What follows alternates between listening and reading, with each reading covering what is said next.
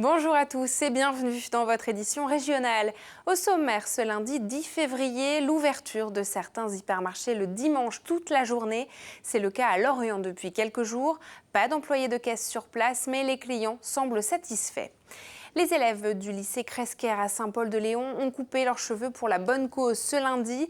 Ils vont en faire don à une association qui réalise des perruques pour les personnes atteintes de cancer. Et puis, rencontre avec Jean-Baptiste Guégan dans ce journal. Le sosie vocal de Johnny Hallyday a donné un concert à Brest ce samedi. La tournée du costard armoricain fait salle comble. Informations sur la tempête Ciara qui frappe la région. Dans la nuit de dimanche à lundi, des vents à près de 130 km/h ont été enregistrés. Et la tempête va continuer à souffler jusque dans la nuit. Le littoral breton est maintenu en vigilance orange vague submersion. Parmi les conséquences, à 14h, 5000 foyers étaient toujours privés d'électricité dans la région. Un hypermarché de Lorient ouvre désormais ses portes toute la journée le dimanche depuis début février. De 13h à 20h30, pas d'employés de caisse et un rayon alcool inaccessible. Les courses se règlent par carte bancaire à l'une des 5 caisses automatiques du magasin sous l'œil de vigile. L'enseigne souhaite ouvrir 500 magasins autonomes d'ici 2021. Des manifestants opposés à cette ouverture dominicale automatisée ont perturbé les ouvertures de 2 magasins en France l'an dernier.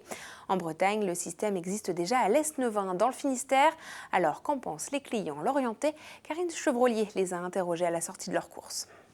Comme on est étudiant, c'est vrai que le dimanche après-midi, ça reste quand même simple. C'est pratique. Je passe souvent par les caisses automatiques perso, donc nous, ça nous permet que ça soit ouvert et puis eux, ça leur permet de pas travailler le dimanche, quoi. C'était pareil un petit peu, sauf qu'il n'y avait pas l'alcool et pas de caisse, quoi. Bon, on rentre comme d'habitude, mais pour sortir, c'est que les caisses automatiques. Bon, je pense que c'est bien. Certains qui travaillent du lundi au samedi, oui, je pense que c'est pratique dans un certain cas. Alors s'il n'y a pas trop de monde, ça va, mais s'il y a beaucoup de monde, c'est très gênant d'avoir personne en caisse, quoi. Et nous continuons à détailler l'information. C'est le moment de retrouver la Bretagne en 5 infos, préparée aujourd'hui par Arthur Malter. Un face-à-face très tendu a parfois frôlé l'affrontement physique ce samedi à Plouha. Dans la matinée, près de 120 agriculteurs se sont invités à un rassemblement contre les 2 projets de méthaniseurs sur la commune. Plus nombreux, ils se sont emparés du micro et ont tenté d'écourter la manifestation, pointant des anti-tout et des rassemblements contre l'agriculture. Le sujet brûlant sera de nouveau à l'ordre du jour du conseil municipal de Plouha le 20 février. Rapport alarmant pour le pont Albert Loup à Plougastel-Daoulas. Construit il y a 90 ans, l'ouvrage aujourd'hui réservé aux piétons et aux 2 roues se détériore selon sa dernière inspection. Des morceaux de béton tombent régulièrement, laissant apparaître fissures et trous. Les experts posent la question de sa sauvegarde ou de sa destruction, mais surtout de sa sécurisation pour les usagers. De nombreux autres ponts bretons seraient dans un état préoccupant selon la Fédération régionale des travaux publics. Vent de polémique autour des éoliennes de Berrien dans le Finistère. Sur le domaine du parc naturel régional d'Armorique, un projet de parc éolien provoque la fronde des habitants. Les opposants redoutent une perte de valeur et d'attractivité du territoire. On n'en est pas là, une quinzaine d'études doivent encore être réalisées pour vérifier la faisabilité du projet. Pas assez mémorable pour l'Académie des Oscars. Le film d'animation rennais est reparti bredouille dimanche soir de Los Angeles. En compétition pour le prix du meilleur court-métrage d'animation, le film de Bruno Collet a été dépassé par Hair Love. Aucun Français n'a été primé cette année. Blonde, ambrée, brune ou blanche, le 6e concours régional des bières de Bretagne s'est tenu ce week-end à Rennes. 28 d'entre elles en provenance des 5 départements de la Bretagne historique ont été primées. La Bretagne compte désormais quelques 120 brasseries produisant plus de 1000 références. Le palmarès complet est à retrouver sur le telegram.fr et à déguster avec modération. Salon de coiffure géant ce lundi au lycée Cresquer à Saint-Paul-de-Léon. Une dizaine de coiffeurs se sont réunis pour venir couper les cheveux des élèves. Les mèches seront ensuite transmises à l'association Fake Hair qui confectionne des perruques pour les personnes atteintes du cancer. Cédric Manet était sur place. Pour Camille, donner ses cheveux, c'est une première et ça l'inquiète un peu. Tu es prête? Non. Mais oui, ça va lui aller. Alors elle le fait quand même parce qu'elle le sait. C'est parti? Les mèches de 15 cm qu'elle va donner seront utilisées pour fabriquer des perruques à des personnes atteintes de cancer. Beaucoup ne savent pas, mais quand vous allez chez le coiffeur, si vous coupez une grande longueur, vous pouvez demander au coiffeur de récupérer vos cheveux pour envoyer à des associations. Et même les coiffeurs ne savent pas aussi qu'ils peuvent récupérer tous les cheveux qu'ils ont dans leur salon pour envoyer ensuite aux associations. Et il y en a besoin des cheveux, oui, pour faire des perruques pour les malades. Toutes les élèves ont joué le jeu, près de 80 lycéennes et plus de 10 kilos de cheveux récoltés. On sait que nous-mêmes, on peut être touché plus tard, ou une personne de notre famille ou de notre entourage. Donc c'est toujours bien de pouvoir faire ça. J'ai toujours eu les cheveux longs et j'ai décidé de faire ça pour cette cause-là, pour le cancer. Sinon, je pense que je ne l'aurais pas fait. Et contrairement au don de sang, il n'y a pas d'urgence. Le lycée Cresquer a ainsi reçu cette mèche d'une dame qui l'avait coupée quand elle était petite. C'était dans les années 60. Et toujours dans le domaine de la santé, le nombre de fermetures de pharmacies est en hausse. Selon l'Ordre des pharmaciens, 200 officines ont baissé le rideau en 2019 et le phénomène est de plus en plus flagrant dans les zones rurales. Exemple à Saint-Julien, près de Saint-Brieuc, avec Mathilde Kemener.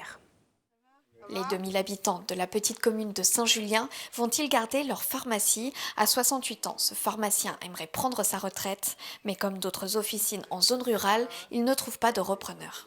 On voit des médecins qui ne sont pas remplacés, des pharmaciens qui éventuellement maintenant ne vont pas être remplacés. Pour nous encore ça va parce qu'on peut se déplacer. Mais il faut penser aux personnes qui ne peuvent pas se déplacer. Et tout ce qu'il y a à proximité, on le ferme. Donc c'est pas normal.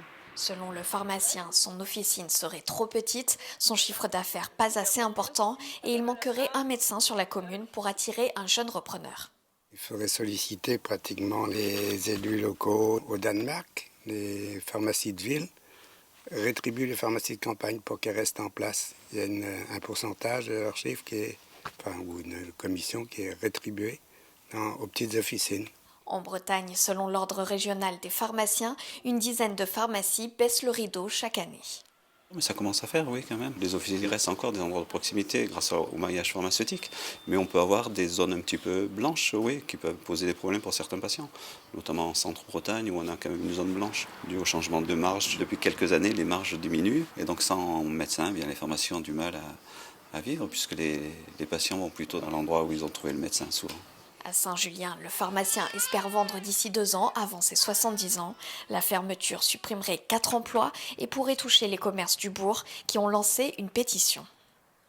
Jean-Baptiste Guégan, le sosie vocal de Johnny Hallyday, était à Brest ce samedi soir pour un concert à l'Arena. Le chanteur breton qui s'est fait connaître grâce à l'émission La France a un incroyable talent enchaîne désormais les succès. Il a vendu 250 000 exemplaires de son album et le public est nombreux à venir l'applaudir. Reportage de Sophie Lecroisier.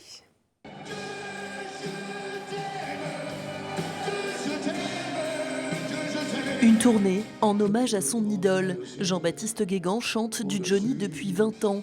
Mais c'est après la mort du taulier en décembre 2017 qu'il se présente à la France entière. La cohésion du public est immédiate, tant le vide est grand depuis le départ de Johnny Hallyday. Pour les fans, c'est que du bonheur. C'est que du bonheur. Jean-Philippe est mort, mais Johnny est toujours vivant. Depuis 1 an, il enchaîne les dates en France et en Belgique. Et à chaque fois, il remplit les zéniths. Je dirais vivre un rêve éveillé, quoi. C'est un petit peu ce que je vis en ce moment. Il est génial, il est JB, il fait du JB. Hein, beaucoup le comparent à Johnny, c'est vrai qu'il a la voix, c'est vrai qu'il a certains gestes, certaines mimiques. Mais il faut bien dire une chose, c'est que Johnny reste Johnny et JB restera JB. Il a l'air simple, ouais, sa spontanéité, et sa voix. C'est un gars du coin aussi, voilà. Pendant 1h30, Jean-Baptiste Guégan enchaîne les titres du rocker, mais présente également quelques morceaux de son album. Je pense que de continuer à travailler, déjà, je pense que ça peut permettre déjà de ne plus penser et d'y aller à fond. J'oublie pas d'où je viens, c'est une devise, et je n'oublie pas qui m'a fait. C'est-à-dire que, bien évidemment, je travaille pour tout ça, mais les gens, c'est eux qui m'ont fait. Celui qui a hérité de la voix de la star poursuit sa tournée jusqu'en décembre 2020, où il reviendra une dernière fois sur ses terres, en Bretagne, avec son spectacle-concert La Voix de Johnny.